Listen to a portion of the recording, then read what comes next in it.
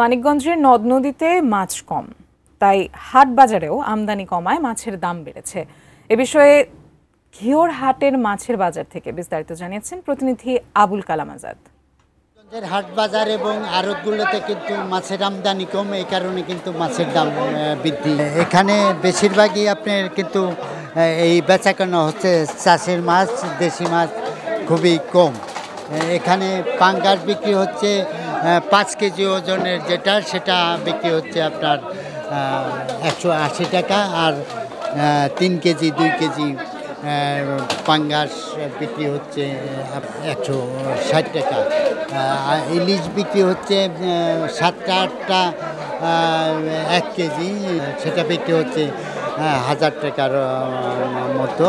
আর আপনার পাবদা মাছ বিক্রি হচ্ছে, যেটা 300 টাকা ছিল আগে, এখন বিক্রি হচ্ছে 350 টাকা কেজি ধরে। আর কই মাছ 200 টাকা ছিল, বিক্রি হচ্ছে 250 টাকা। এই ছিল আমার কাছে ঘিওরের মাছের বাজার থেকে